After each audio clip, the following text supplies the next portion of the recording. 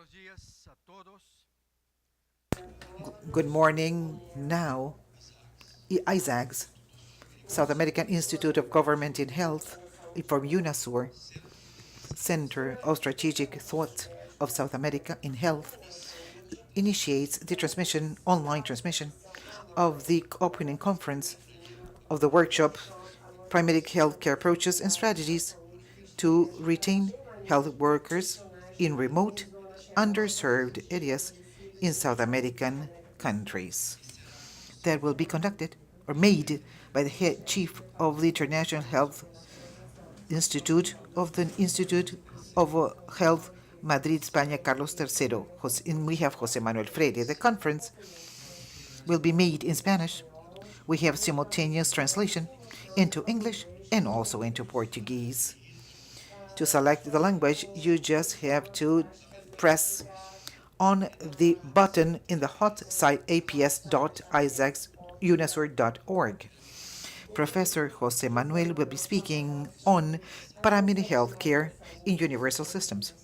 Then we are going to be holding a debate with the experts in the area, representatives of the ministries of health of the 12 member countries of UNASUR, and by the participants that watch us in real time through virtual means. Send us your questions and comments through email communications .org, as you can see, or Twitter, Isags UNASUR, or Facebook, isags.unasur health. So this is the fourth time that Isags actually going to be discussing important issues. And with online transmission, this tool strengthens the mission of our institute, which is to promote exchange, critical reflection, management of knowledge, and the generation of innovation in government policies in health. I would like to thank all those who have supported us in disseminating this conference. Pro tempore presidency of actually with Suriname, OTCA, the Ministry of Health of Suriname, Abrasco, Sebres, Informe SP, Canal Saúde, Rede de Educação de Técnicos de Saúde, Escola Politécnica de Saúde Fiocruz, Rede de Investigação de Atenção Primária, Rede Colaborativa em Atenção Primária, OPAS, and also Rede Camino, the Universalization of Health in Brazil, Rede Humanizasus, an initiative of the World Bank, Right and Health, National School of Public Health of the University of Antioquia in Colombia, just to appoint a few supporters. Being a young organization that will turn 3 years in July, Isags has exercised his three basic missions: management, production of knowledge, development of leadership, and technical consultancy services or advisory services. In these 3 years, we have had two books that have published, and we held also several conferences. Who would like to download our this news will be having this information available. And also we have publication of surveillance in health. Also in South America, we have different publications. In our portal, this workshop, our primary health approaches and strategies to return health workers in remote, underserved areas of South American countries, is one of the actually results of a project of the mapping of the primary health projects in South America that was established within the Operational Annual Plan 2013 of Isags and approved by the South American Health Council. Isags will launch his third book linked to themes of this conference, and will dedicating to mapping actually the primary health care models in South American countries. Now we're going to be initiate the conference Primary Health Care Approaches in Universal Systems, and then we are going to be holding a debate with the participation of the audience after we be mediated by the professor and researcher of National School of Public Health, Cerro Auroca, from the Osvaldo Cruz Foundation, and consultant of Isags, coordinator of the project of mapping, Dr. Ligia Dobanella. The conference will be made by Dr. Jose Manuel Freire, who is Chief of the Department of Health of the National School of Public Health of the Institute of Health Carlos III, that which is located in Madrid. He is a doctor specialized in public health in the universities of London, Harvard, and also has performed his work as a capacity of advisor in the Basque country, and he has chaired the group of specialists in good governance of health systems of the Council of the European Union. So invite Professor Jose Manuel is going to be making his presentation as of now. Professor, you have the floor.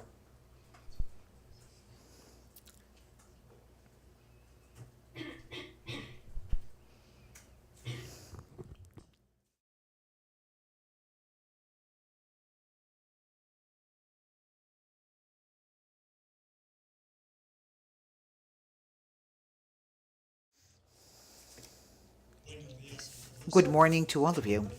In the first place, I would like to thank the South American Institute of Government in Health, Isags, the director, Dr. Temporão, and Professor Giovanella, for inviting me to share with you ideas, especially an invitation. Also, not only is an invitation, but we have to learn from each other more than anything else. I'm going to be introducing to you this morning a presentation that I was entrusted on primary health care in universal systems, with a reference that's going to be made to a successful case in primary health care, which is the case of primary health care in Spain. For that purpose, I have prepared this menu in 5 big bullet points. The first point, I'm going to be talking about what is basic, because it is important to set the stage and to take into consideration the basic issues when we talk about health. Secondly, we are going to be talking about the health systems, objectives, and the different instruments so that they can serve the objectives. Thirdly, I will talk about the role to be played by primary health care within the health systems. And fourthly, I will be referring to the Spanish health system and primary care. And lastly, I will reach a few conclusions. It's important also. Next slide. It's not switching. It's not turn. No, something wrong. Is there something wrong? Because actually, his slides are not coming up. Yes, now they are. Now we're okay. Yes. Well, I'm going to start off my presentation this morning, firstly, by making a reference to what is basic. The health systems are very important.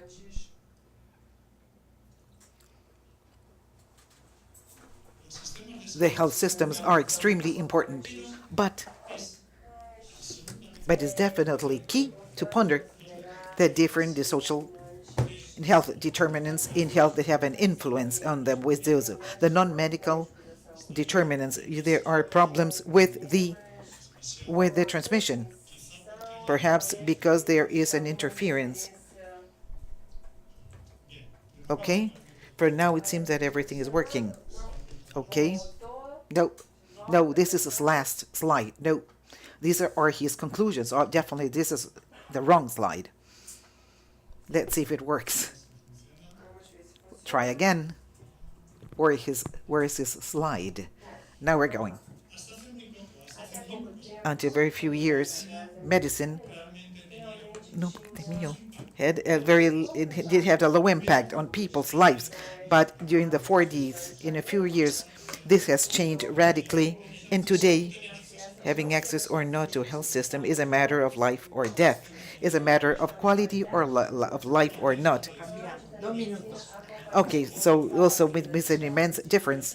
And this is precisely what has made access to health services an ethical demand, a political demand in all the civilized societies. This is why, as a consequence of this, no country also actually has left out health services that should be accessible to everybody.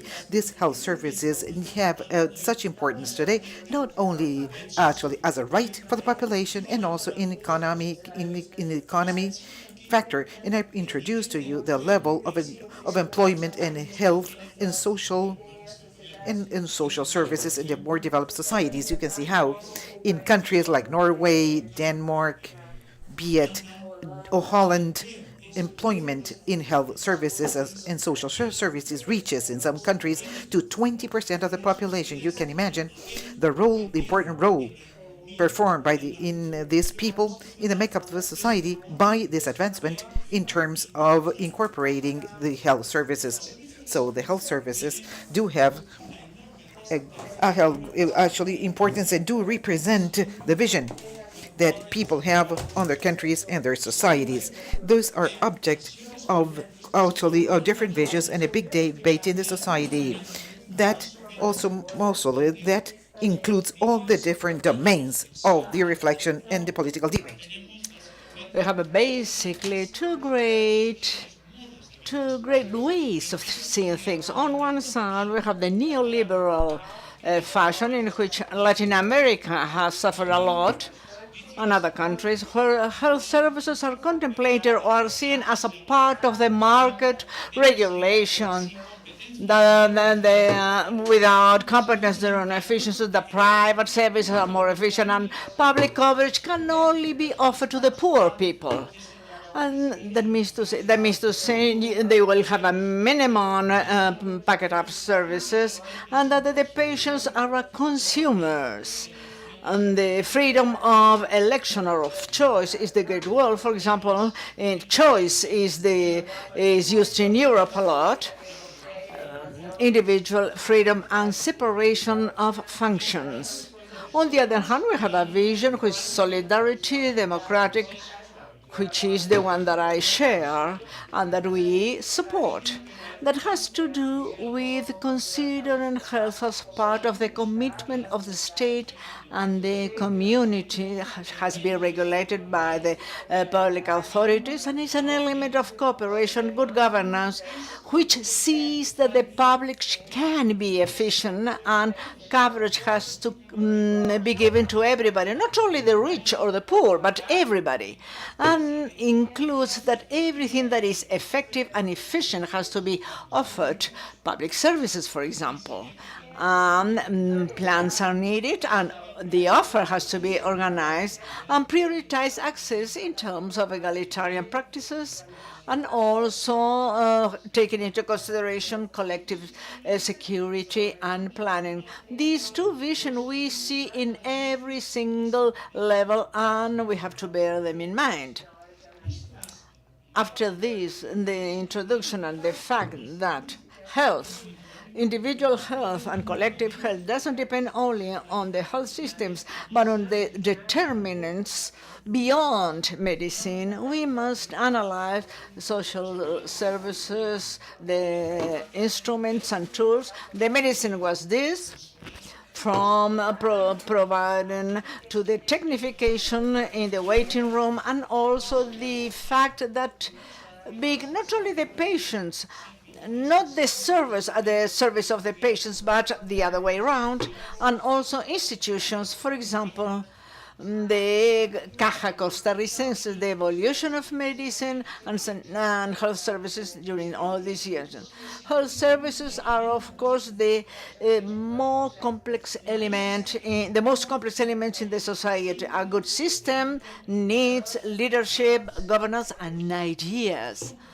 And this is the concept they need. Also money. Without financing, we cannot work. Also staff. Health services are intensive services in terms of professionals, qualified professionals, vaccines, tools, devices. Without that, our hands can do little thing.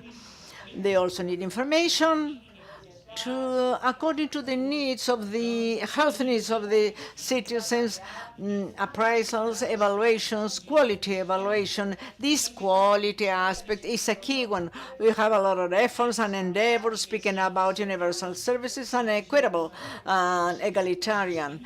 In a health system, I must say that it's only universal and egalitarian, but doesn't have a good level in terms of quality. It's not a good system of health, because if you have antibiotics that are not needed, or drugs that are not needed, operations that are unnecessary, this is worse than a bad system.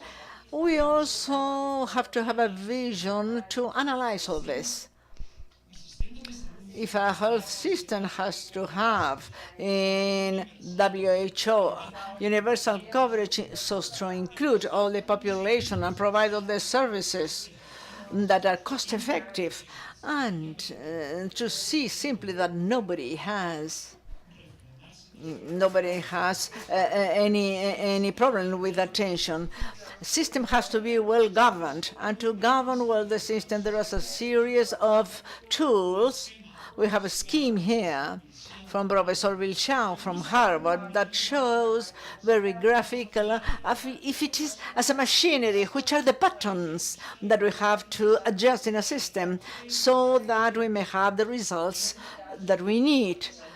In intermediate terms, for example, efficiency, quality, and access, but also in terms of final results, in order to better health satisfaction of citizens and users, which is an important parameter, and finally protection of risks.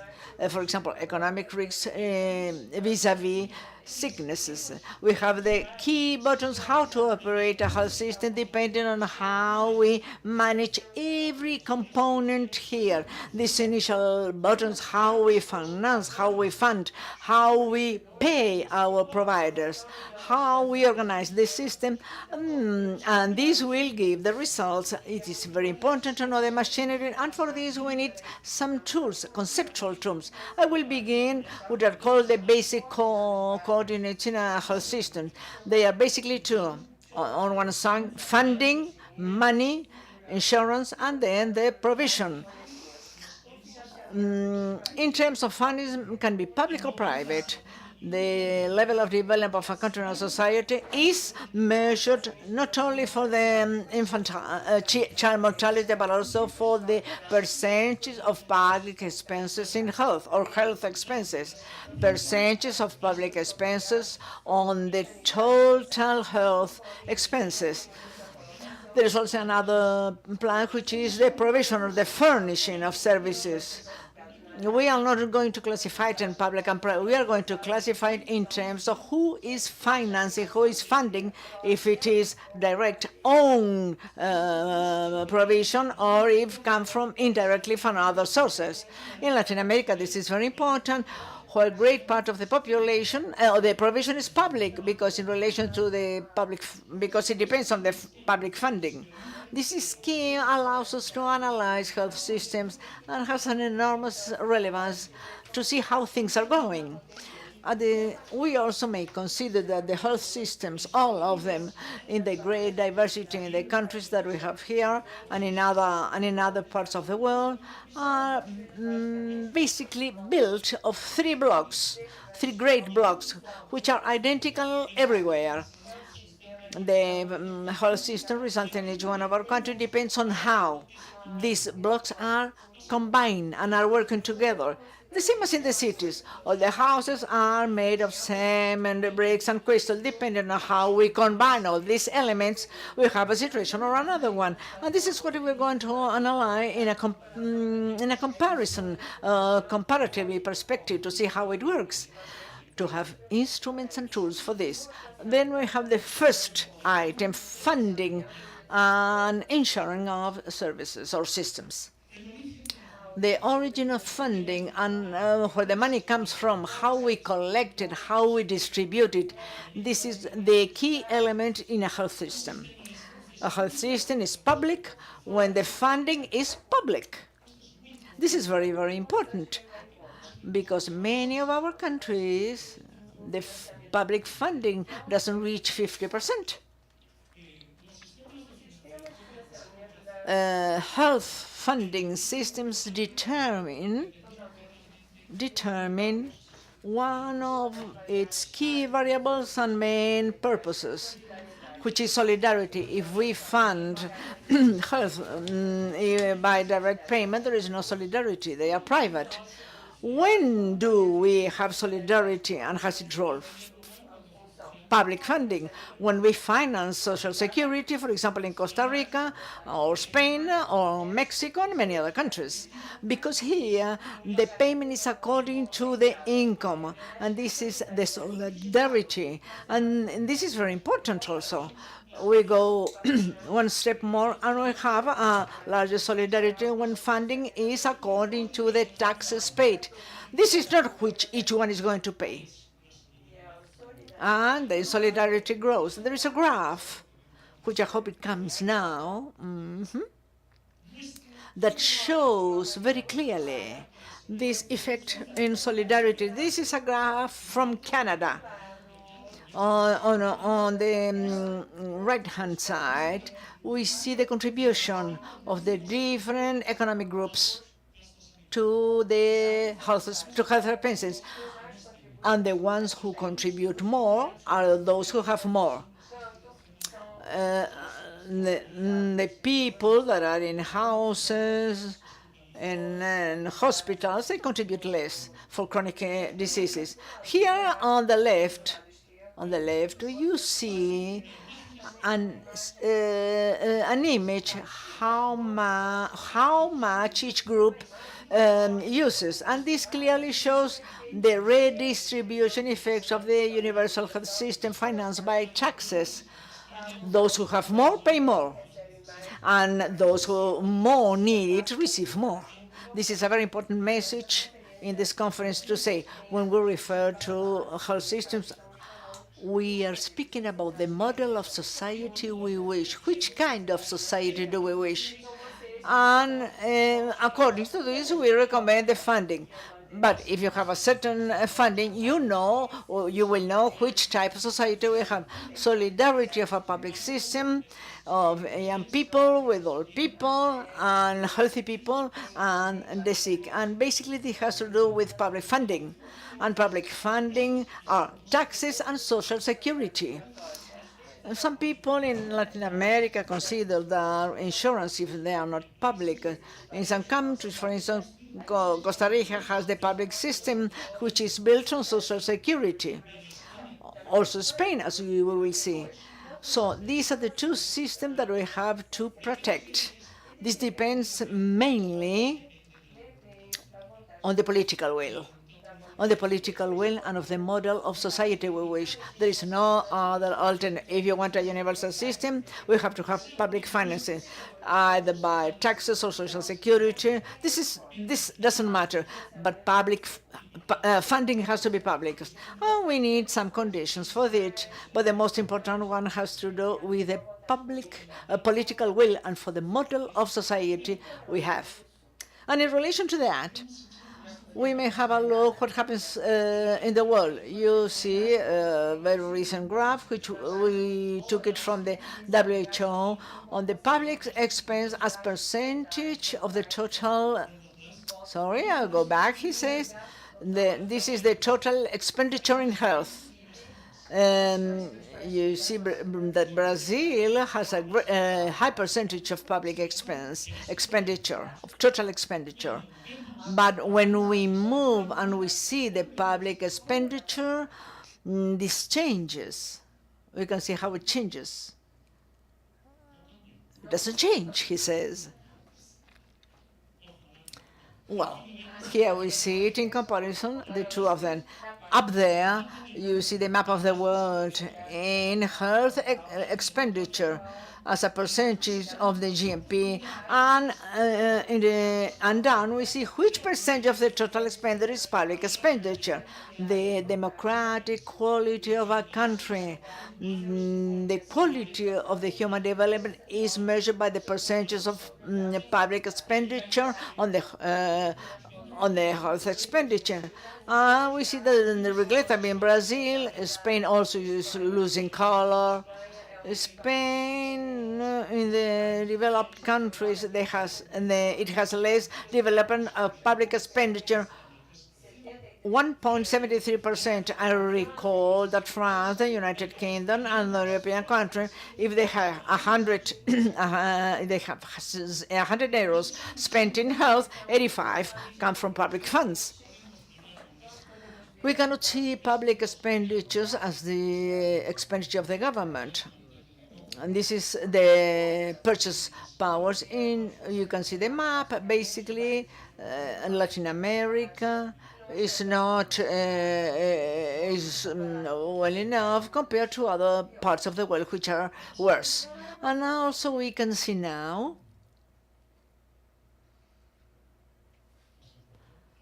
here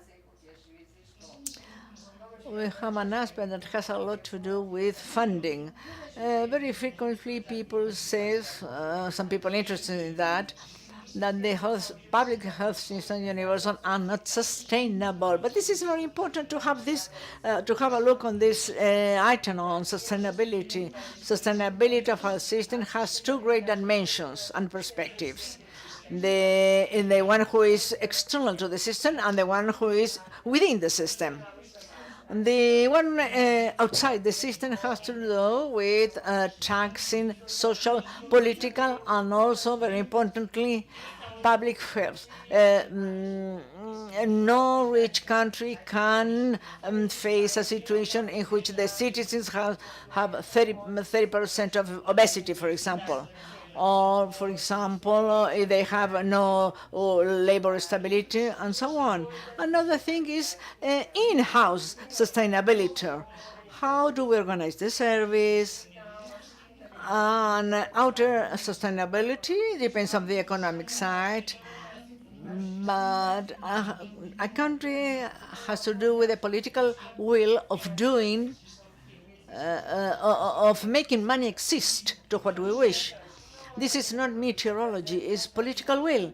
The other type of sustainability, social and political sustainability, is more complicated. Those who pay taxes are those who have money, middle classes, for example. If health services are not supported and they don't provide value to the middle class, they will not be supported anymore. They will not have public service. For that reason, it is important for health systems to satisfy the needs of the poorer part of the population and also the middle classes. We have to bear this in mind, and this is very important. And finally, sustainability implies public policies that provide a good level of health, providing nutrition, exercising, water, clean water, and all these things. These are the sustainable elements, outer sustainable elements. And in-house sustainable element has to do with primary attention, for example.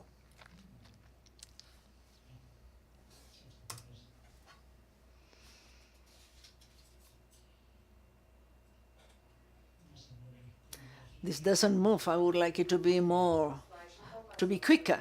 In the first instance, not this one, he says. To be again.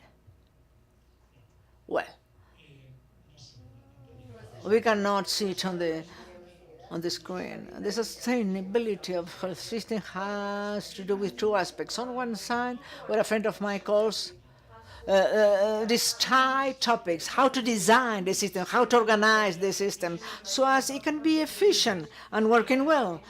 People, those who have to be there at a certain time are there, that the operation rooms are working all right. They have to work at all times, and money well managed. And there is another type of in-house sustainability that I mentioned before. Health is medical professional practice that is not based on the best standards. It doesn't result in a sustainable system. These two elements for sustainability are key to bear in mind. So, in fact, it is very important, primary attention.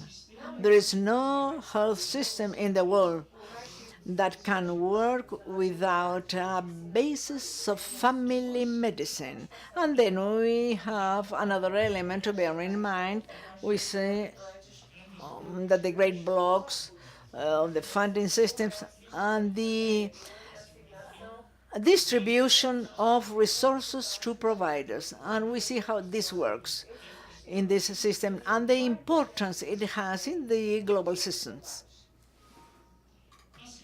Basically, we used to see that the scheme of health system include funding and furnishing or provision and supply. If providers are our own providers, we have integrated services within the organization. Most of the public services in Latin America are integrated. For example, Caja Costarricense of Social Security, ministries, they have people employed, their own people employed, and there are other systems that don't have it. For that reason, it is very important to see in health system how they are organized. These public services, when they are integrated, when they are here on this side, they need to be managed and governed with a high level of efficiency.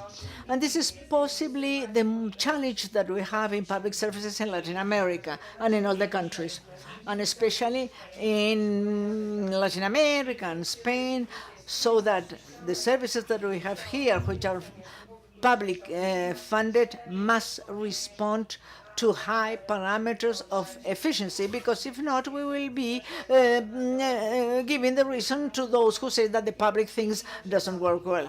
So we have to put it on this side of and this is very important at the time to evaluate questions.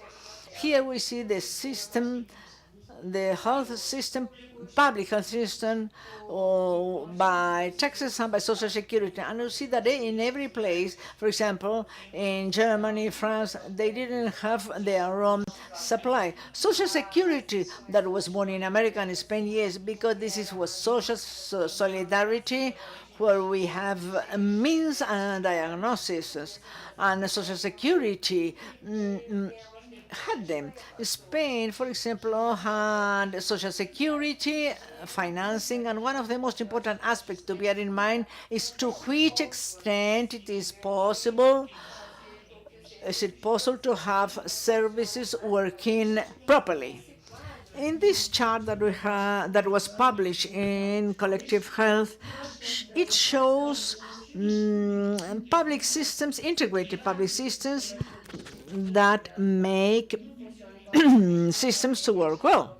I don't want all the public systems integrated that have a high degree of good results have the characteristics of a strong primary attention. They have other features too. For example, a key question in many Latin American services are public, but they are not part of the state bureaucracy to which we manage, for example, custom policy, police services, and so on. They are different. They have their own legal standing.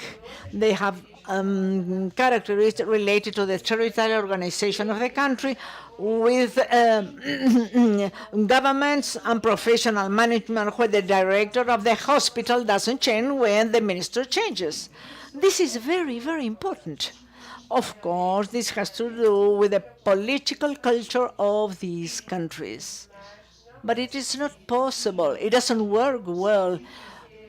Quality services without any of these characteristics or features here. And this is very important.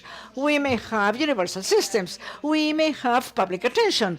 But if this is not good, if this doesn't work well, if public services are not used, or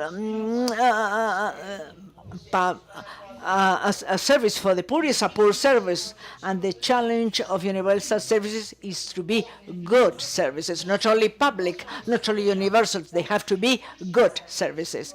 And when we see what we see in countries like the United Kingdom, then other countries, New Zealand, for example, that has a public system, Italy, Spain, Portugal, they have public funding, and the services are provided by public employees. These are the characteristics that we see here. And this is very important to bear in mind. For example, one question, we will also address organization and regulation of medical professions, for example, and health profession. It is not possible to have a good service without the values of professionality of health providers, without medical ethics.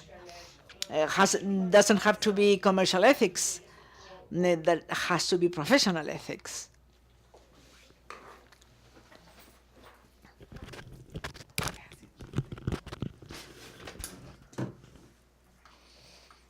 Quédate aquí. Quédate ahí. Okay, now we're getting to what would be the production of services. Basically, also if services have these characteristics, so they can be executive, sure, effective, focus on the patient, on time, and especially actually have to be a service that somehow,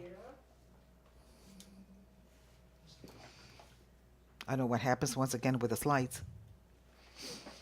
Yes, now we're on again. It's fine. Which a service, they has to be efficient. It's also, so for a service has to generate actually continuum, so which the patient also will be cared where she should be cared for and for this purpose. And then basically the universal systems have an advantage that other countries don't have, which is the universal system allow actually to divide the territory, distribute the different resources according to the population in terms of territorial planning and in organization. The countries like, for example, Spain, the Nordic countries, United Kingdoms, Costa Rica, Brazil, organize the health territorially, the health system service according to different areas. And also they organize them also with regards to the complexity in different levels. And one of these levels definitely is primary health care. I don't know why, once again, it doesn't work very well, actually. Slides are not actually matching his presentation. Okay, doesn't matter anymore. When actually install a service, it has to be organized in this both level primary healthcare and second level of specialties.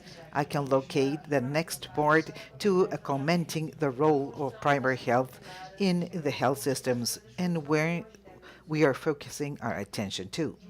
I'm not going to extend myself when I talk about primary health care. I'm not just talking to about the different concepts. I'm referring up to primary health care as the first level of care, not to other things that I will be commented by Professor Livia when we talk about conceptual definitions on the meaning of primary health care and how things are done.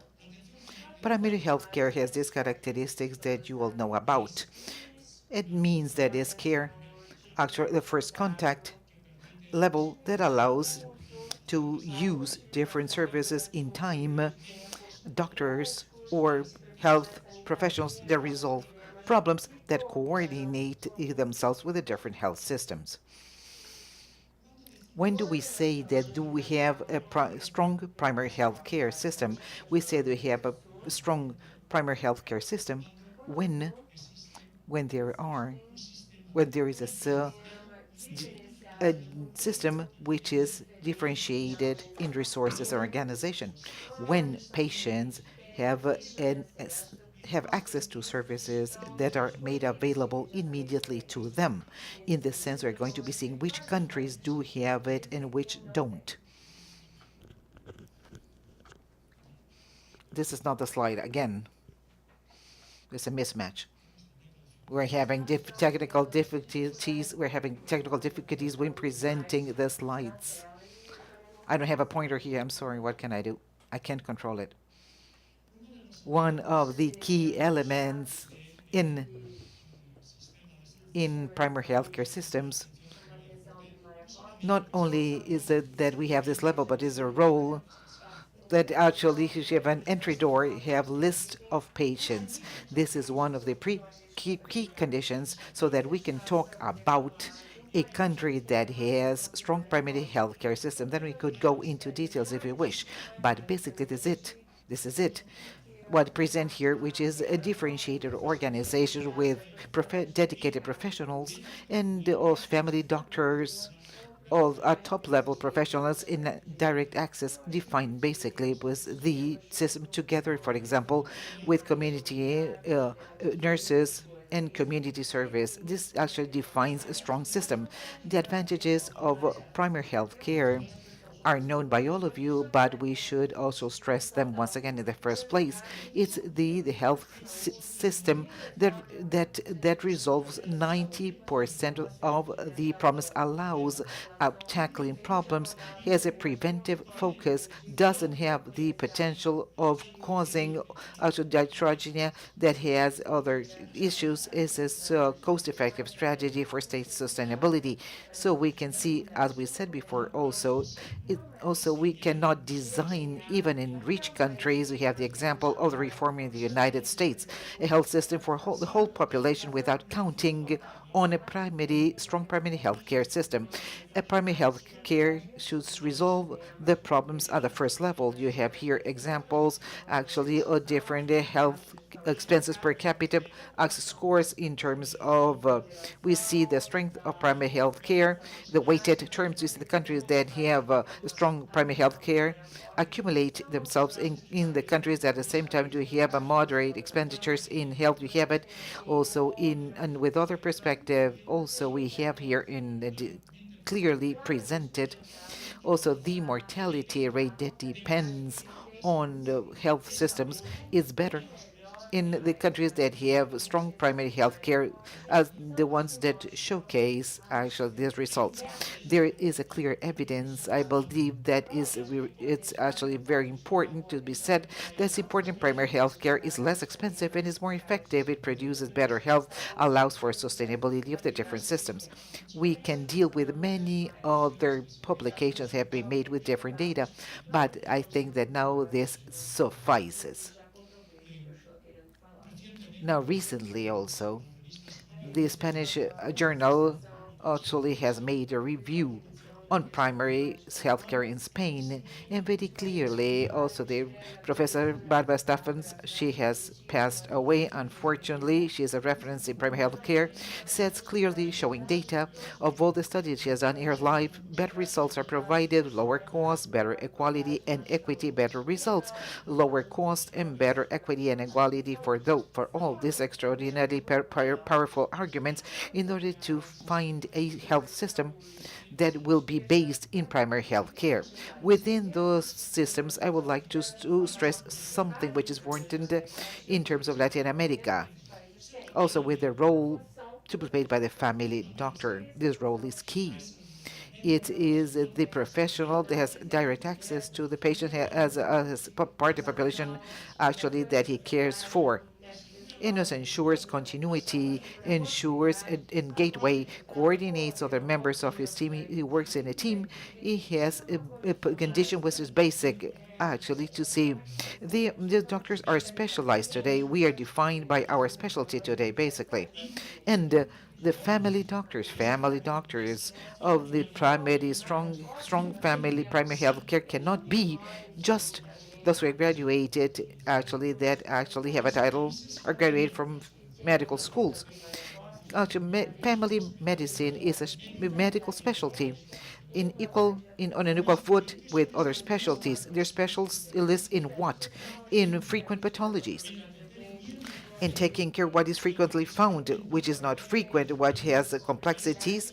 Ultimately, they refer them to other doctors, but frequent cases are 90% of all the cases. This is basic if you want to actually strengthen primary healthcare service. We have to provide these family doctors with a professional status that we recognize by peers, by other medical doctors. It cannot be the small brothers, the infra doctors of the system, and the message to doctors as is sent in saying, for example, and I hope to see it in on how these professionals are paid.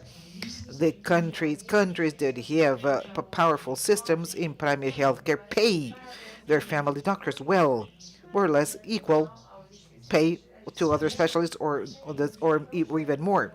Otherwise, don't expect to have actually powerful or strong primary health care systems. Once again, the slide is not moving, not going anywhere. Yes, if we're going to review the primary health care systems in the world, we can see, for example, countries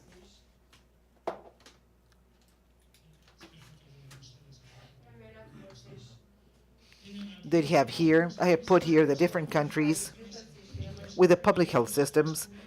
We have countries that have tax-based financing, social security, doctors, and also they have actually here the different countries. It's interesting to see how primary health care systems, there are countries that do have countries with public system that have primary health care very efficient with hired doctors. In fact, we see this as a case of Canada, Italy, United Kingdom, Finland, and Holland, the countries of like Sweden that are on both sides of the scope, and the countries that have systems of social security based, they have more or less the same situation. We talk about developed countries and also Latin American countries, for example, countries like Mexico, Costa Rica, basically Chile, also Panama, the Caja Panameña, also do have providers that are of their own in private, in also primary health care. By the social security classic systems, we're going to be seeing that basically they have external providers, and there is an important section of a country that has also been an entry door. But all of this analysis, international analysis, have to be seen actually with a pinch of salt because they're nothing more complex than a health system. And frequently, we see only just the actually the just one layer. France is not there, but the last data suggests that 95% of the French have a permanent and stable family doctors, which is an entry door for to the health system. Also, this type of analysis has to be taken into consideration very carefully. You have a recent analysis published you actually just published. It can have to do with the strength of the health system. Basically, you can see how the different countries, developed countries, just somehow with different variations, do have powerful health systems, broad-based systems, be it in access and structure in any other different points. I have to rush with my presentation, she says. He's running out of time. For example, we see, I have brought here, this we see is this first page of the British National Health Service based on primary care. But at the same time, actually based on primary health care, which is Britain. But France developed also a system that covers now normally 95% of the population in France.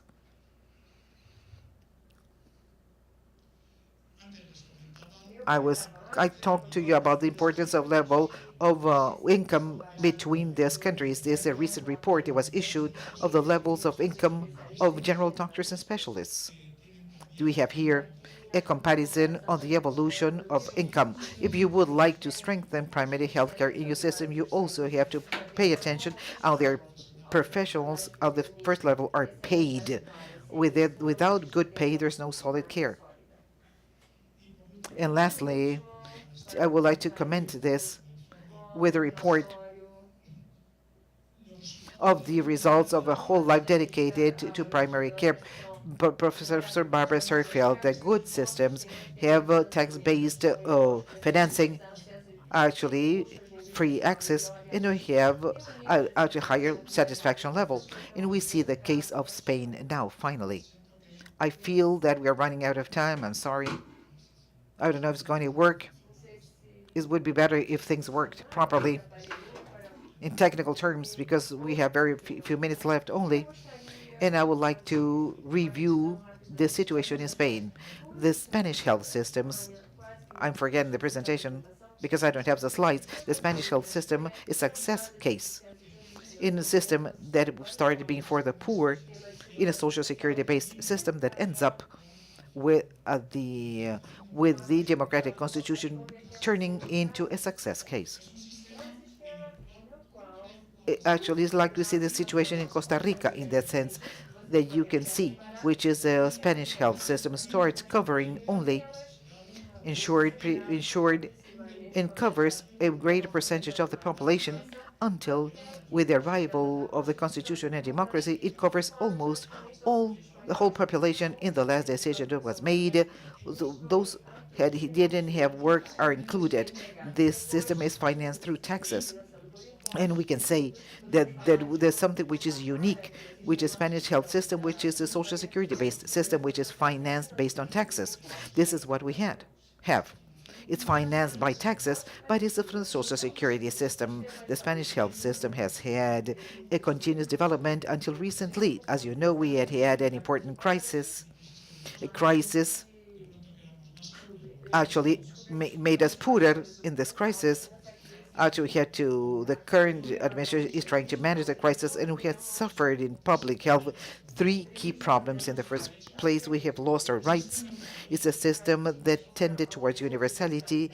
Actually, now it's not universal anymore, with something that also is a shame to us, which is that we actually, and also 800,000 people have been left out that lived with us as illegal aliens in a country.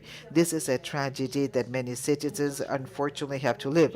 There's a movement of professionals to keep on taking care of these illegal aliens. Measure has turned more difficult the coverage, for example, of Spaniards that spend 90 days abroad, exactly at a moment in which our people are emigrating to find new jobs in other countries.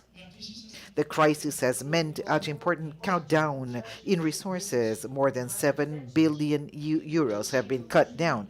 This also, we have less doctors, we have less orderlies, less nurses. The crisis has been translated actually in co-payment measures.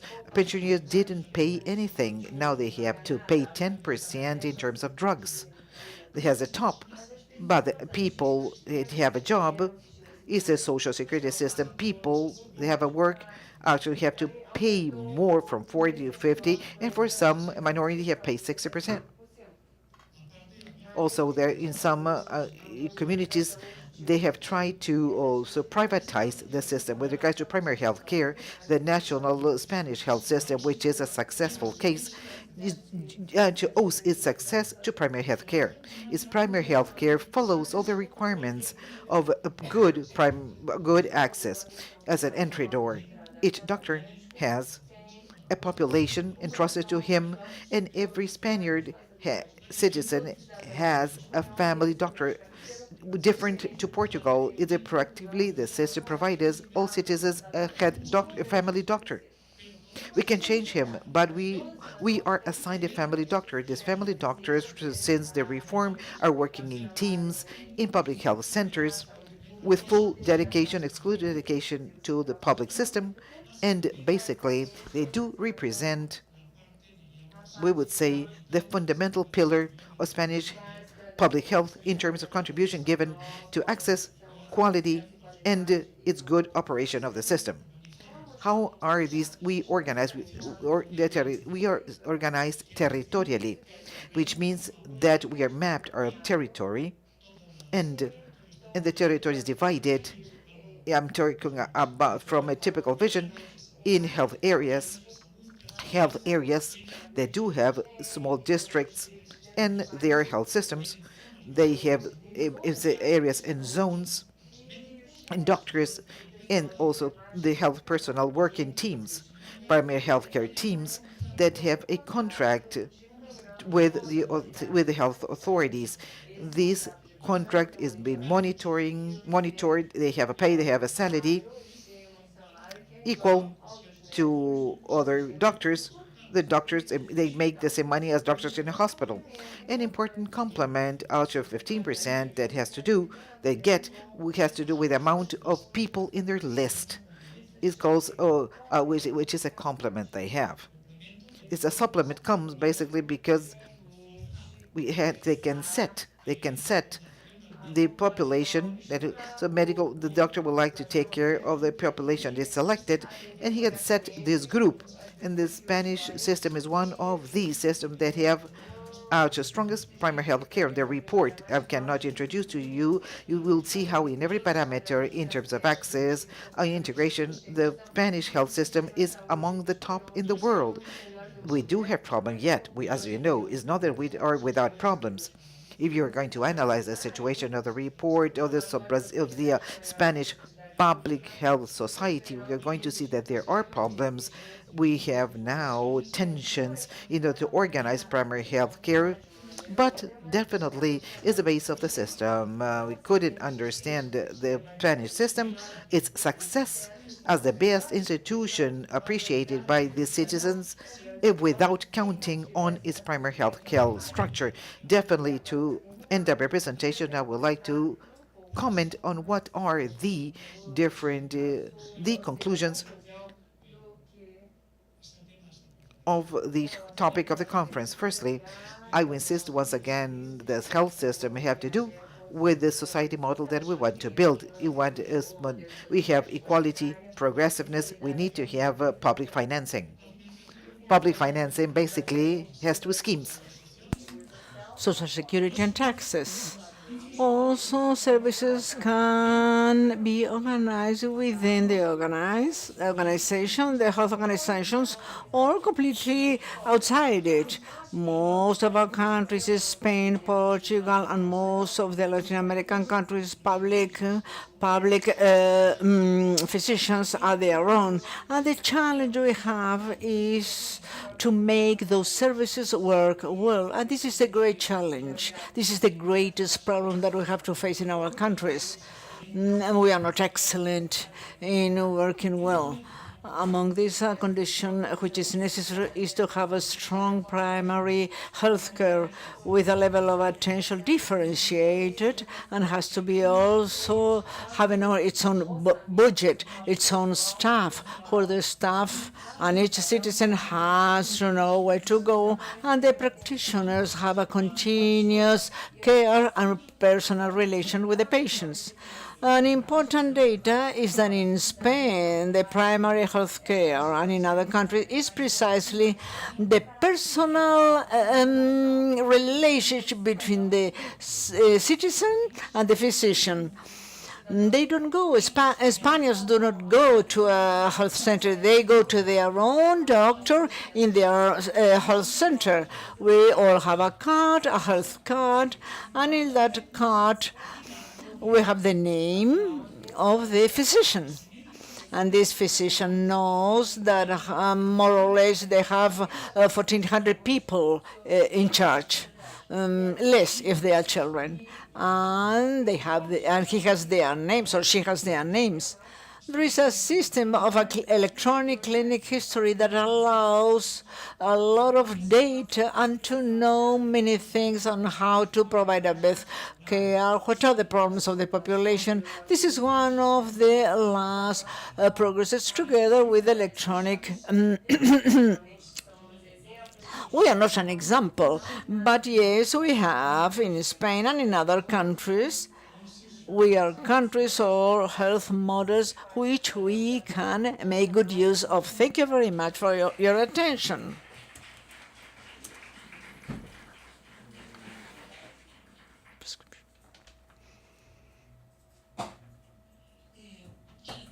Thank you very much, José Manuel, for your brilliant presentation on the universal health systems. The reform of primary health care in Spain. You have the constitution of the health system, and this would be one of my first questions.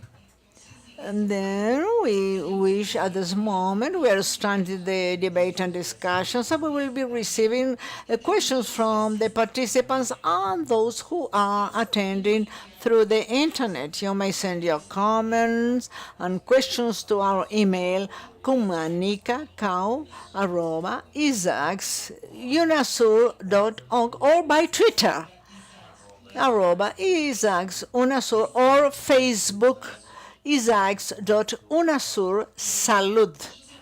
José Manuel, as I said before, the reform of the healthcare attention is of 1984, before the constitution for the national health system.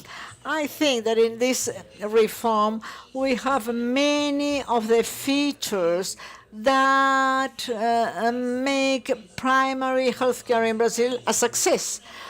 Could you please provide more comments on this reform and the relationship with the qualification of community and family physicians? We also have some questions. One of our participants, Alvaro Salas, who is here in this room, how do you resolve the tensions in the funding, regarding funding or finances, which is distributed through the first level of care and to the second or third levels of health care? Is there any concrete explanation for that? Another thing you could also please address is how are the teams, the multi-professional teams made up of in Spain? Is there any relationship or a work as a team between, for example, the nursery department, the physicians, support professionals, and if there is this kind of work? And I would also like to know a little more about and those who work in the nursing area. How do they work together with the physicians? He's not using the mic. He's not using the microphone.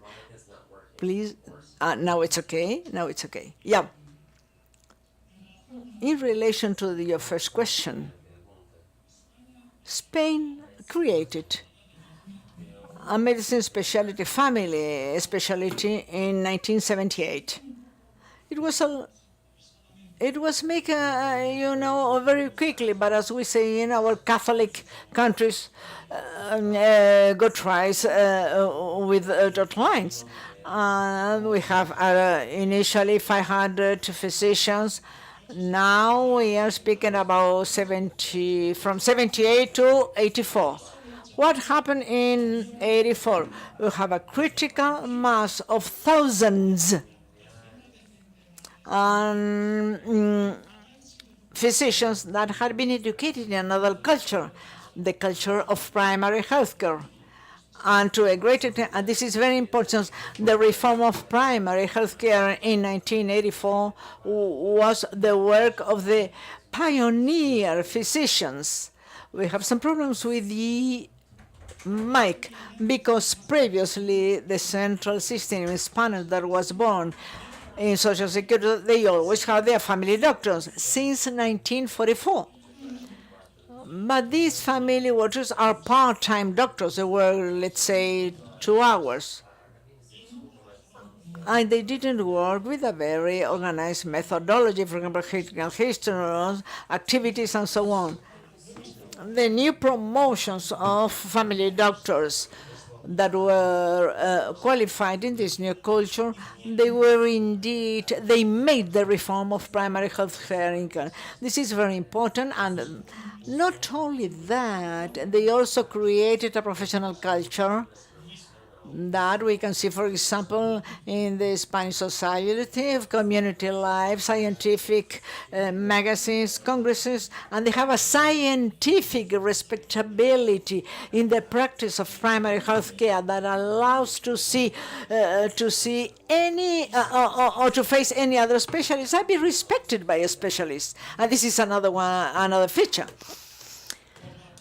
According to the question on the tensions in the funding system, there is a permanent complaint in family doctors that primary health care is underfinanced. The thing is that there is not a clear parameter of the best funding system in primary health care. We don't know how to say which is the expenditure in primary health care because there is no way to measure it.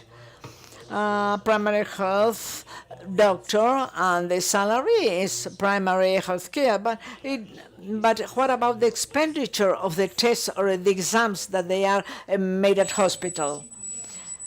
Are those included in this expenditure and also the expenditure on drugs? But some of the drugs are not prescribed by the doctors, but they are continuation of the treatment given by a specialist. In Spain, really, the budget is decided by the government.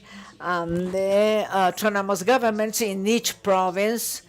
Healthcare is regionalized in Spanish. It's the responsibility of the provinces, of the autonomous communities, País Vasco, Catalonia, and so on. And these governments of these provinces, they decide how much money they are going to use in health. There are always complaints, of course, but the criteria is, and then the criteria is the historical expenditures. What about the teams? Then we should say that we have teams and that we have also a number of a number of doctors.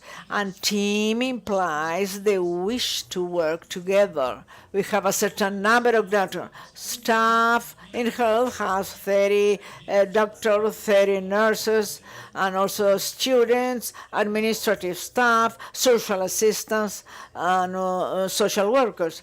This is the primary healthcare team. There is a good relationship in most cases, but there are also tensions, and not always professionals that work together are a team. They are not always a team. It is very interesting. Perhaps Dr. Botelho can tell us the experience in Portugal, how to transform the staff of health center in real teams for family care. Nurses are having a new role now. Nurses have a new role now that the population is getting older and we have to provide care old people and chronic patients and those who suffer from a lot of diseases.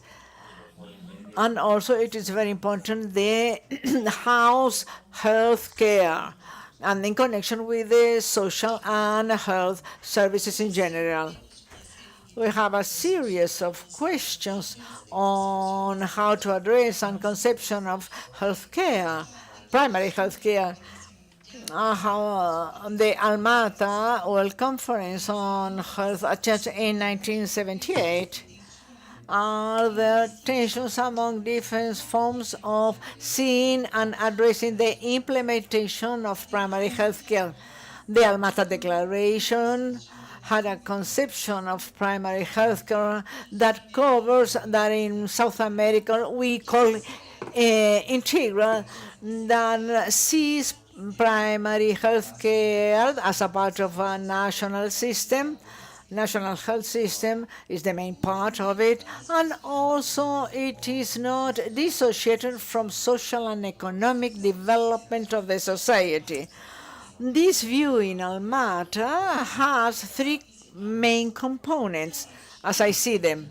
First level attention, which is robust, well integrated, granting services according to needs, because in the Almata Declaration we see the first level contact with the health system. It is a permanent process of health care.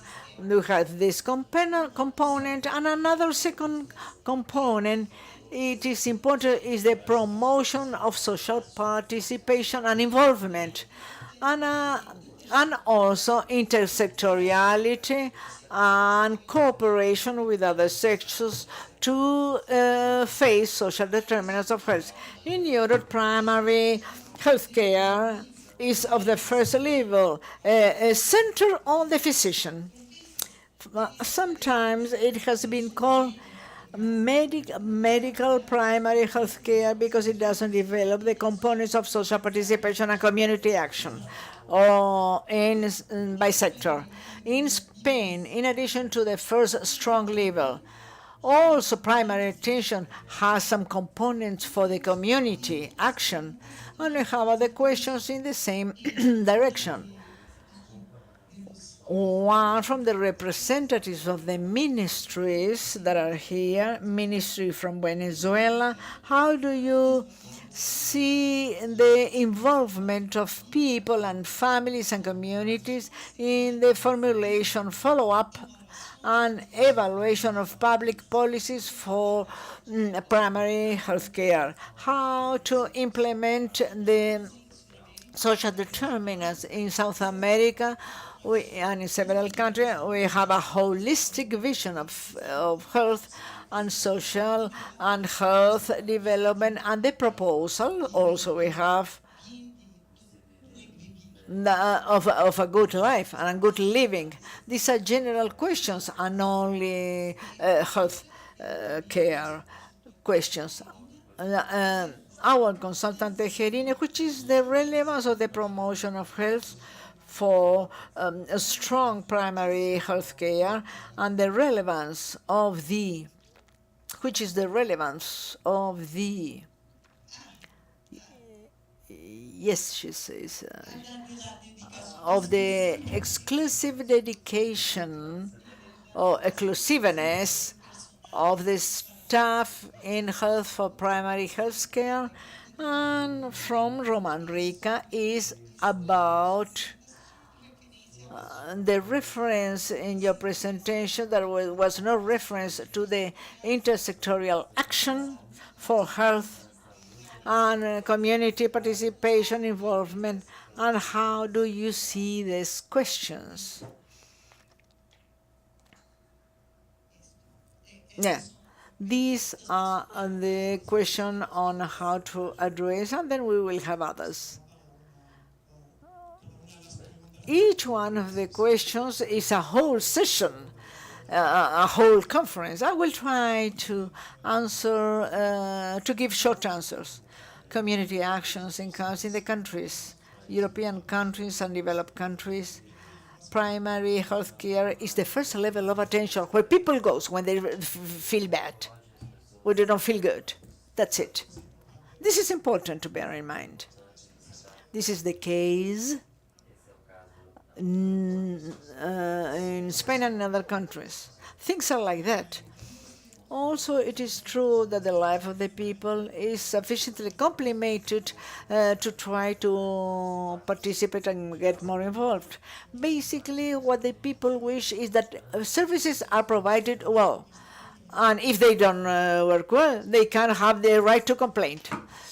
There are problems with the there is a lot of rhetoric thinking in this, but this is the perception that we have.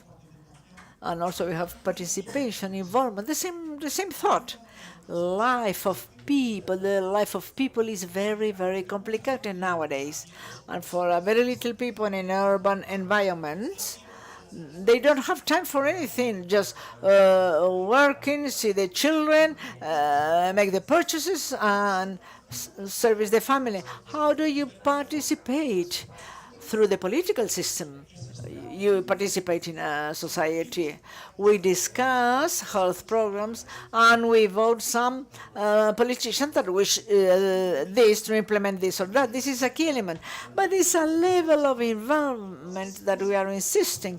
And I don't know if it is the real question that is the involvement on the responsibility of citizens in their own empowerment. This is important, and it can be said as a phrase of a program in Spain. Nothing about me without me. Involvement is that nurses and doctors explain patients what is going on with them. They have to be well informed. They have to make shared decisions, not those assemblies in the health centers. A person wishes to have good care. Why do you need this treatment? They have to explain people. This is involvement in which the democratic societies are doing progress. There is a civic conscience, connection to the internet, information on health. People are interested in that. People is not interested, at least in European countries. They are not interested in participating in the management of the health center, but they are interested that the person that is providing care explains well, providing options. I don't know if this answers your question. And then there is an element of involvement, which is also very important, that has to do with something that we are doing and we are insisting in Spain: good government systems, good governance system. We have to be informed. We have to. We need transparency. We have to be informed to participate. You cannot make any decision without being well informed. Which are the levels of quality at a hospital, for example, having indicators of how things are working. This is a very important involvement that we are insisting on now. And another thing, I don't know, I didn't have much time to explain this, to having the government of the institutions, organs for government, a council, for example, in public hospitals. There are citizens in this case. For example, in the United Kingdom, the minutes of the hospitals, you can see them on the internet when the council is getting together and they have discussions. You can see, you can follow the meeting on the internet. This is participation, this is involvement, and something like that. On the relevance of health promotion, and this is not primary health care. Health depends on the surrounding, on the economic environment, on the educational environment, on income inequalities. Promotion of health is done by politicians, not the health centers, not the health centers. When smoking goes down, when doctor, no. Smoking goes down when you have high taxes on smoking, like in Spain and other countries. Perhaps we have to see, in this sense, some thoughts of public policies. Promotion of health depends on healthy public policies. As, for example, we saw in the report, we have to have health in all the public policies. That I mentioned in the first slide. This is a key thing. Perhaps we have to emphasize more the promotion of health in public policies, in the quality of the policy, and less perhaps in the component that they have in that centers of healthcare have. That's it. This is what we think. Not only myself, but a lot of people.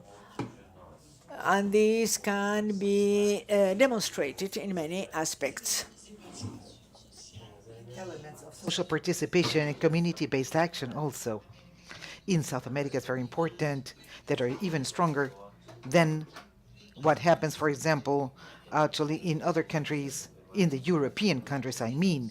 We do have here professionals as health promoters, community health agents, that have a very important role to play. And this community work also is also very important. And also the community. So for us, this social participation, community-based action is a key element, and also our activity, also local territorial activity, also with the health centers, is of a great importance. The promotion, as you said, health promotion is effective, which is the promotion of the better conditions, better living conditions in general, and now there are specific controls also food industry and the rest. So these are the other important issues, and very strong also, since the social inequalities in our realities are very, very intense. Now we do have yet other questions, one from Ecuador, possibly, I guess, in universal coverage based on public funds. The greatest concern is on sustainability of the system proper. In your opinion, what would be the better tool to guarantee sustainability without affecting access and coverage by the population, for example, including actually catastrophic diseases? This is a question. We have another question from Chile. What is the labor relations policy is in Spain, how strong are the unions in order to favor or hinder the process in primary health care, and how do the and what is the role to be played by the different professionals in this context. Now, with regards to the issue of participation, actually depends basically on the social economic context of the country. I refer to what happens actually, what happens in the European countries, definitely. Also, there's contexts within other realities which are completely different. The participation is manifested differently too. We have to be respectful with other realities too. And I have said what have told you what happens in our realities where I come from. Also, they have societies in Latin America which are completely different to ours. Now, responding to sustainability and how to implement it, how to enable sustainability is the question in the health system, is an issue of political will to creating actually a culture of collective solidarity, the type of country that we want to build. Without this, there's nothing new in this suggestion. Within this perspective, the sustainability, financial sustainability has to do also with political will. And the political will, and we have to actually, we need to collect taxes. With no taxes, there are no services. And a key data that that people don't know, the percentage of public expenditures in our country on the total GDP. We have to know about this in Latin American countries. You are to raise our hands. I believe that few people in Latin America could give us this data. In Europe, the average is 42% actually, or even 50. Without taxes, there are no public services. There's no education, there's no social security, there's no welfare, there's nothing. Sustainability is fiscal policy in the first place. Then we have the other issue, which is all the services that should affect societies and that middle classes would like to pay for. The issue of public policies in health that provide a good service. Countries of patients they have type 2 diabetes, or they're overweight, they're sedentary people, or the water is contaminated, or the food is bad, is not sustainable, definitely. So then we have also we have something that has to be understood clearly. No health system actually is sustainable without a strong primary health care system. I think that with these things, actually, that's enough. Yes, we could add another thing, which is also key to mention, that without good government, with regards, I said it before, also issues, so if you want organizational, entrepreneurial, so actually accounts should be transparent. Actually, the authorities should be accountable to collect money. No waste of money. Waste of money should be avoided. This is sustainability on terms of labor relations. Oh my God, this is much more complicated to respond to this question. Actually, we are intensive in human resources. Basically, we have technology, but we need more people. In Spain, we have actual public health system include a lot of our employees. We have actually a lot of trade unions. You can have 7 trade unions per hospital. There are trade unions, let's say, that that that incorporate a whole sector, a whole sector. I'm sorry, his microphone is terrible. That incorporates all professions. For example, Comisión Obreras is a trade union. We have also we have trade unions per trade, orderlies, nurses, doctors. Well, there are trade union elections also. Every company or each organization has a type of also a committee. There are union elections, and also unions compete also for the votes of workers as political parties compete to have seats in the parliament. So the relationship between the public administration and the trade unions is very bad. But it goes very different, for example, what happens in the Nordic countries, where we have actually very few trade unions. And what, for example, there's just one union for doctors, and all that are actually in the same organization. The relationships, labor relationships, are healthier and based on cooperation, and they're not competing. Then also there are good governance elements that we have not introduced. I say it actually. I can say that we are an exemplary country in Spain. We would like to be Nordic, but we are Spanish and not Nordic. So, for example, in Spain, politicians sit down and negotiate with unionists on the labor conditions, the working conditions. Is not a symmetrical relationship. Politicians, even though they manage the published issues, they definitely brings problems. Countries that do this better do not this, but they do have a commission which is neutral, that scans the labor market and sends recommendations on what would be the evolution, working conditions, and salaries, considering what is happening in the economy. The United Kingdom actually is a payer review body they have, which organization that reviews payments, which is a body, non-partisan body, independent body that does this. Also, we are not good at this, and we have problems. And the United Kingdom is a good example to be given. Very well. Next question. Yet another question that came by internet, which is on financing. They say the following: I believe that we should analyze the tax code of each country to establish the degree of solidarity of the public health system. Many of our countries have very old-fashioned tax systems. I do think that this is not well analyzed also in terms of the effectiveness of health expenditures. This is important for the whole system, but basically for the public health system. So this would be a question based on the issue of tax structure systems. And there are other questions of if there we have actually Spanish health community in Spain. We have a community health community agent in Spain. There is a question also from Brazil on the internet, the whole issue of actually care in primary health care for mental care, mental care.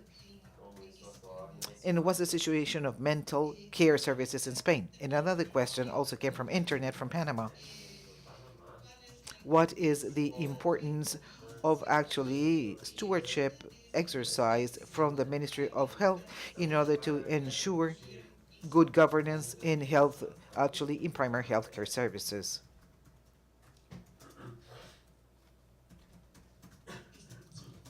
Yes, Professor, thank you.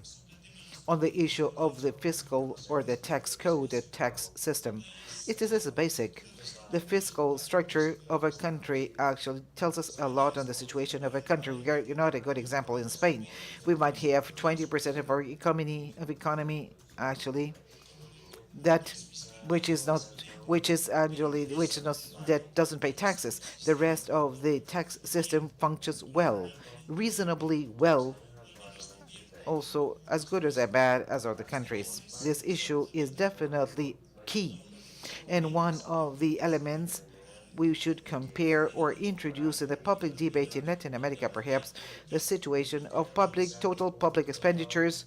Actually, we have to see what is the fiscal basis of the countries. Without fiscal basis, there are no public services. Now, also, then we have the other issue that comes along. Not only have to collect well, but you have to spend well. This issue has to do basically with something which is basic once again. I love to see it in the name of Isags, good governance. And a fundamental element of good governance is transparency. Transparency works miracles, but exactly countries, the ones who want to operate worse, are the less transparent countries. We have internet available to all of you. Transparency is putting things made available to everybody. And what exists, what is in internet, doesn't exist. And this is why it's very important. This dimension of good governance, this implies on accountability and other things too. On community health agents, you are very right. In Spain, we do not have these agents. Mental health is one of the big topics of the health systems. And in Spain, Social Security traditionally didn't have mental health in its structure covered.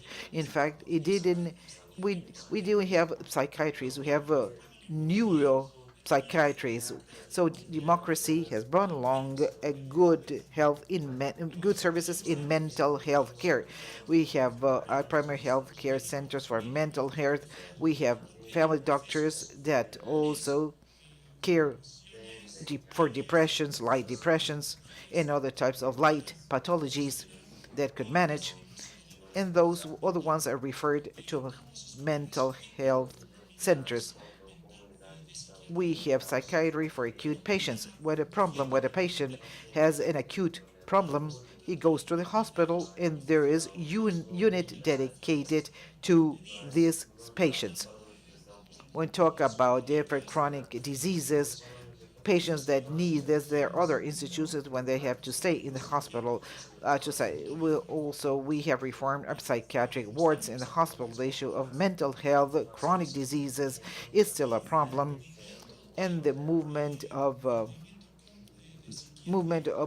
community-based psychiatry has evolved faster, taking out to patients out of hospitals that need proper treatment. So otherwise, actually, because the society is not solid, doesn't show solidarity with families that have this strategy, which is a burden to the society, is a burden to the families. We have to prepare new alternatives to relieve these families from this terrible burden. Also, when we see primary health care, Spain actually is a federal-based country. It's a federal organization like Brazil is. We call them autonomous communities in Spain. They could be called states. Obvious, there's a tension between the central government and the other state governments. The central government provides the basic legislation. For example, an effort has been made a long time ago in this strategic vision. The Giovanni Vanilla knows.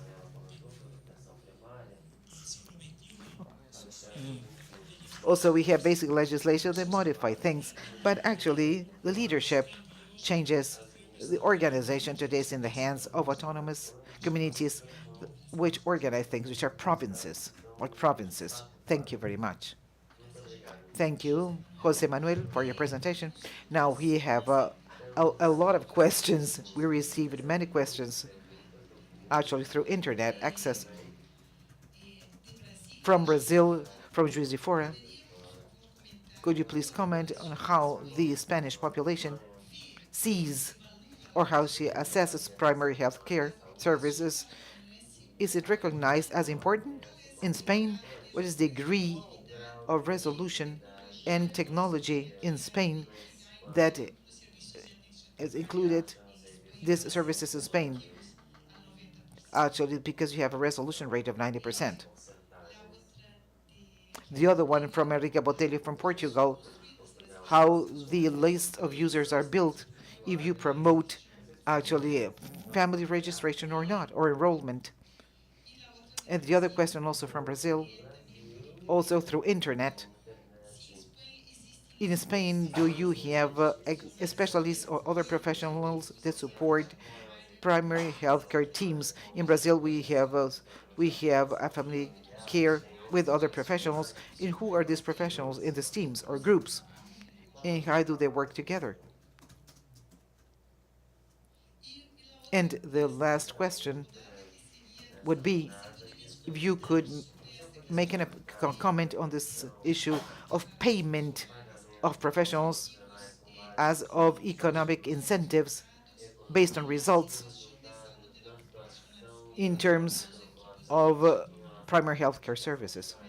These are the questions that we have in this round.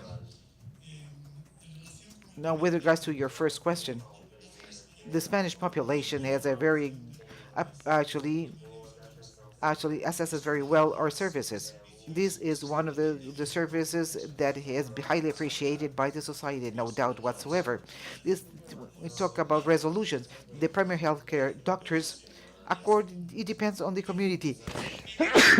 But the primary healthcare doctor can request all the tests requested by other doctors, all the tests that are necessary, endoscopy tests, analytical tests, and request all the tests. There is a certain variation actually between the provinces. This gives a lot power to doctors, which progressively, for example, we see we are being incorporating more and more actually the ultra different scans because actually it will be good for the population. It'll be connected to the iPhone, and the patient will be able to see the inside. The doctor will be able to see the inside of the patient in his cell phone screen. In that sense, also, it's good, and access to new technology is good for the doctors and for patients. The idea is to have the same access to technology as doctors in hospitals, exactly the same, with the same requirements, justifying the requirement. And also today with the clinical, also with IT, actually we can show the charts in the of the patients and we can find results in terms of the list of patients. This is very interesting. And also under he has a current perspective. In the past, social security had each doctor had a list of families entrusted to him. There was a family card. We could call them a card that included actually the head of the family, the father. Also, we're talking about a time when women didn't used to work. We had this, the wife and the children. Spanish Social Security has covered always wife and children. Not like in Latin American countries, it didn't happen. After that, and this was something that we did when I was in the government of the Basque country, we introduced a personal card. We personalized medical care. And always in Spain, the system assigns families, assigns people to doctors in such a way that the patients, the citizen, doesn't go to register. If some of you goes to Spain to work, the first thing that you will be given is a health public health card, and you will find a doctor. Then you have to change it. Is this not the case in Portugal or in England? Not even in Italy, I believe Spain. Actually, you have a doctor assigned to you immediately, and doctor has a list and charges a certain a small amount of money for these people that he are entrusted to him with regards to support special to specialists that support actually our primary health systems. In some places we have it. It's not habitual. There are some experiences with different interesting publications. Generally, you have doctors, internal medicine doctors, we have pulmonologists. We have paid on based on incentives. This is a big debate also. Incentives are very powerful, and this is why very dangerous too. Generally, doctors in Spain are paid a salary, and they do have a supplement according to the number of people on their list. Number of people actually that they have actually under their care that generate more money. It's not the same caring for it's not the same thing caring for an elderly than for a young person. There's another complement in terms of incentives with regards to the fulfillment of the programmed contract, and we have a problem here. Some of these incentives pay more to a doctor if the doctor spends less. And this introduces, for many doctors, a conflict of interests. Doctor, you're prescribing according to your interest or my interests. This is a problem. In European countries, for example, the United Kingdom, what has been demonstrated is that we pay for doing something, that something will be that what we do. And we will do while we receive the money. And when they stop paying, for, I think that the equitative payment is okay, but I stress the importance and relevance of having the ethics of the medical profession more than encouraging to do some things or not other, which is very dangerous.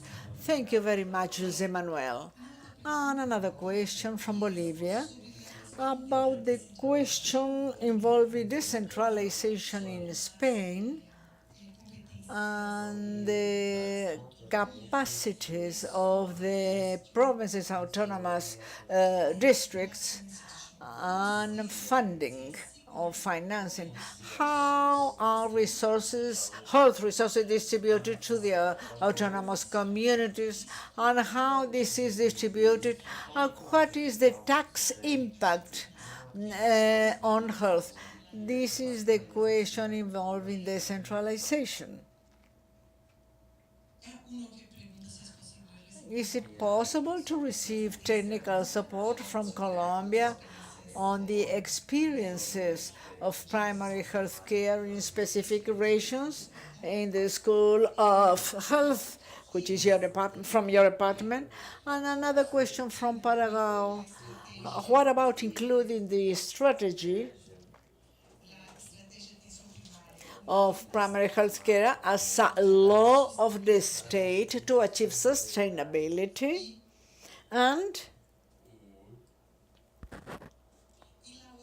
And the other refers, this is very important for us, that comes from Venezuela. As you know, we have in many countries very segmented system, Ministry of Health and other parts Social Security, and in some countries intend, and they have in their constitutions, the building of universal and unique systems. But this is a very long process.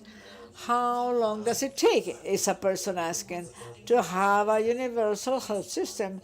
And this one, which is more direct, which are the strategies that you suggest to achieve integration of the public health system in our countries?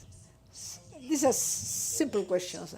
This last question is very interesting, but the answer is very complex. Decentralization and autonomous funding, the debate that we have, how to distribute money among the territorial units. This is very, very difficult and a complex issue. In Spain, before, there was some time of funding, which was according to the ends. The central government gave to the Basques so much money for health. Later on, this was not convenient, and what the government now provides the autonomous communities using a very complex system of distribution of taxes, their own taxes, state taxes. That means to say, the Madrid government, for example, they receive 80,000 billion euros. And the Madrid government has 7,000 or 7 billion to health. And this is a decision of the parliament of the region, regional parliament. So through the autonomous community goes the whole, all the money. And they then decide how much to education, how much to health, the autonomous community, and how much to other areas. This is a topic that that depends on the politicians today and always. Technical support. What we can do, and we can offer the professor in our department, Dr. Juan José Gervas. He's a very active person throughout the Americas. He's a great friend, and he's the professor of the whole department, and he will be ready to help. Everything is on the internet. Everything can be done on the internet and electronic mail. He's available, of course. And on the topic of primary healthcare and sustainability, this is a basic component of the Spanish system. We cannot understand the system or any European system. I mentioned France. In France, it is not compulsory to go to the family doctor. You can go to any doctor, but 95% of the people have their own physician. There is no rich country in which they don't have a first level physician. On the other question, division on the relationship between ministry, social security, and the integration between these two systems. Here we can examine what goes everywhere, how others did, and learn from them. The Spanish case is a case of a country that expands the coverage of social security to so many people that they say they are so little that they put them into. For example, in Costa Rica, all the people are covered, and those who are not are are few, so they come into the system too. This has very important advantages. Social security is not only health security, it's also for the old people, unemployment, and disease in the sense that the person cannot work and therefore cannot take money home. They formalize the economy. All developed countries have started with social security system. So it is not possible to provide a universal receipt or prescription. It depends on the country that we have seen. For example, I have been advising in Panama. I said, do the same as the Costa Rican did. The Caja Panameña of Social Security do not have 70% to the citizens. You can put the coverage up, and if you have very few people, put all them. The same in Mexico. Mexico lives 50 million people. The Mexico list is covering 50 million people. You can also include taxi drivers, for example. Formalizing economy has a lot of meaning, not only health, social protection. For that reason, this deserves specific analysis.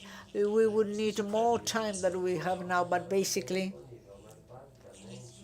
there are lessons that can be learned and have it in mind. For example, in Spain, since 1855, the poor people had their own own plastics. Since 85, the city halls were supposed to provide free of cost, no cost medical care. So because the rest had to pay, then social security paid. So this has to do with social security in each country, and this deserves a special session. As we saw, the building of universal health system are long-term processes. Because something that I learned in the history of Spain is that decentralization, how you are able to distribute resources in the community in order to make it egalitarian, is because the system is decentralized. Social security in Spain had a structure for hospital services, which was very important, and then the health centers that were reformed in 1984. When they decentralized funding or financing, this is a network of assistance in which all the population is given care, and most of the population has access to the same services. So we decentralize things that didn't happen. That is one difference. So for states to apply resources in health is a serious question. Now we have some questions on the formation or qualification of professionals for primary health care. We have a question from Bolivia, Brazil, Manaus. And the last one refers to the impact of economic crisis in the universal health systems. That perhaps you could start by that at the end of the session. And how do you incorporate in university studies the APS system, how to strengthen in the studies this primary attention scheme? And is there any specific curricula for physicians on the basis of criteria coordinated by universities and the states? How does the national system decide which are the areas for the residents, doctor residents? Could you also mention the regulation in the qualification of health professional, and how does it act as a coordinator of the caregiving PAs, specialties that work at hospitals? If you could make any comments on this two levels. Thank you very much. The first time, the qualification of doctors or physicians. During the medical career studies, there is not a Spanish, there is no chair on primary health care. We are a black spot. Curiously, family medicine is very powerful, has a very good structure, but it's not present in the curricula, universities. The system of qualification of specialists is possibly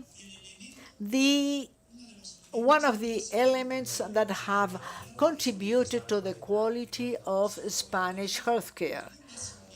Social Security created in the 60s. Independently of the university, and this was copied from the United States. I am a product of that. I made my residency in pneumology, and we work at the hospital during 4 years, receiving a salary and social coverage. The university never had nothing to do in the qualification of specialists in Spain. Residence belongs to the health system, and the health system every year has situations vacant, 6,000 more or less for qualification, for candidates who wish to qualify. Many people from Latin America come, many doctors.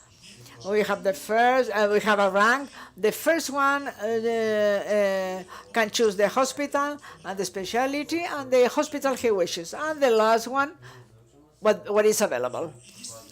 In this order of things, family medicine is very dispersive, very dispersed. We have to recognize this. And they choose they have it is at the bottom of the rank and not at the beginning. But there are a good number of physicians that choose family health care. And also, quality, we also have resident doctors, physicians. They, for example, choose cardiology, and from the first time, for the first days, they go to a cardiology system. And they know that they are liaised to cardiology. From now onwards, we will have all the medical specialties. We'll have two common, a pair of years, two common. In these 2 years, they have family medicine or family health care. And then this in practices happened before because family medicine was 2 years of hospital practice. So we have medical service, and curiously, pediatrics, gynecology. In Spanish, they don't provide services to children, gynecology, and this is being discussed at present. On the coordination of primary attention in hospital, it depends on the centers and the people, but we are not good at that. We had some gaps. These in the electronic clinical history will allow more communication. But my personal criteria is that communication depends on the interest of the doctors and physicians to connect and to be interested in their patients, and also on regulations, of course. It would be good to send, for example, the report by email, because we all know that there are some initiatives in this regard also. About the crisis, the economic crisis, which was very strong on us. The crisis hit us very strongly in terms of GNP. We receive immigrants, now we are sending them to Brazil, to Chile, and in the area of health, this meant cuttings, 7 billion euros, less staff, 10,000 doctors, 14,000 nurses. These measures have made the prices go down, but the crisis has an important impact, withdrawing coverage of undocumented immigrant. This is a real shame. Before that, undocumented immigrants have the same rights as Spaniards, but now they don't have, because the authorities wish to save some money. And this is very difficult to register the coverage for some Spanish young people that look for a job in Europe. They lose their right in Spain. It has been a very important, relevant impact. Perhaps you could comment very briefly, because we are at the end of the session, about the question in Madrid on the processes that wish to privatize some units, and in this regard, the social involvement and the demonstrations against it of the population, and they prevented this, and in some autonomous communities filed some processes to continue providing care to patients. Could you comment something on this? In the first instance, the central government, Mr. Rajoy, issued in April 2012 the famous Decree 16 of 2012 that withdrawn the coverage of undocumented immigrants. It is very interesting to see the human, the cordiality, because many people accompany the immigrants to health centers, and many autonomous communities were not enforcing this regulation. Finally, the enforcement has been lowered, and in Spain we have a large tradition. Norms are obeyed, but they are not always enforced. This is for the benefit of these people and immigrants, and also of the human quality of the Spanish society and the politicians. In many places, notwithstanding this regulation, immigrants continue to receive care, medical care, and children have the right to be cared, women pregnant. This, honestly, from the technical viewpoint, is also a stupid measure, not only from the human viewpoint, but also from the medical viewpoint. In relation to the other topic, Madrid has known in the last 18 months possibly the largest mobilization and protests of people in democracy. They demonstrate the values of the Spanish society vis-à-vis the medical system. The most neoliberal sector, they wish to privatize the management of 6 hospitals, together with other measures. This made physicians and citizens protest, and it is very interesting, and also the opposition parties. But I want to point out that this has to do with civic movement, professional movement, an association of physicians, which is the ASEM in Madrid.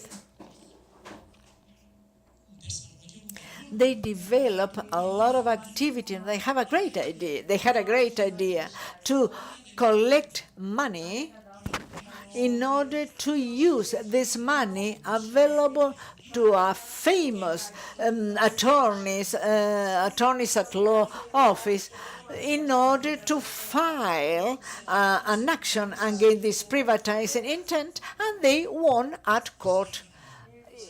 They have been successful, but previously there was a month strike, and every third Sundays in the month in the streets of Madrid we have all these protesters, or the white wave, as we call it, associations, professionals, unions that pacifically protested in favor of continuing with the service. This is very, very interesting.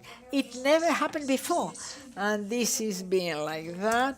And I think that we are on the 14th month, and they continue with the movement. And then we also had education, and in this regard, it also can see how Spanish public health is part of the collective entity of the country.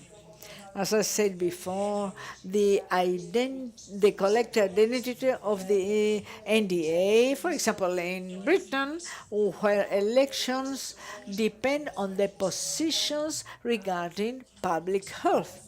And this happened in Madrid, a very, very interesting example.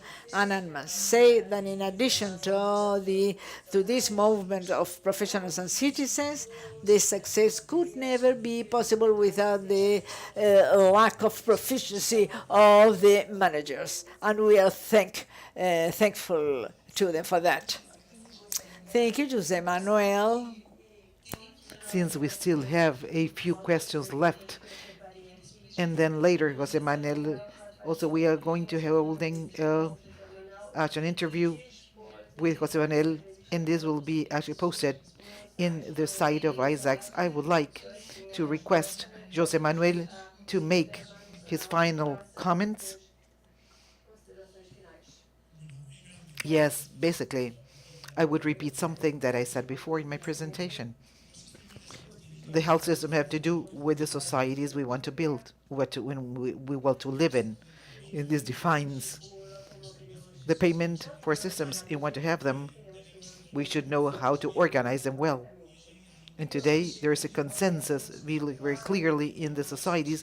We cannot organize well systems without strong primary health care. And this is final. Thank you very much to all of you for your attention. Thank you, Jose Manuel.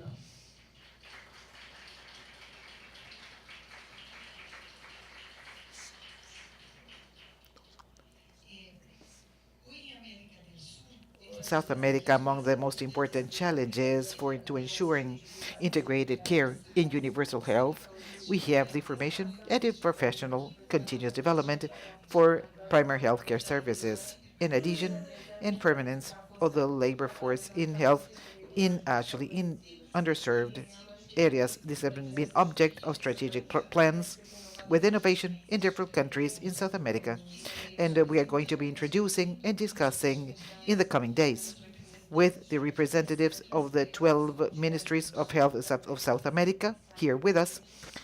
And now we want to welcome them all. On behalf of Isags, we want to thank you once again to Professor Jose Manuel Freire for his presentation. We want to thank all of those who watched us, sent their questions. Soon enough, we'll make available a summary of the discussions and the videos of this conference, and also of the other presentations of the workshop in the coming days. It will be also found in our Isags website. Thank you.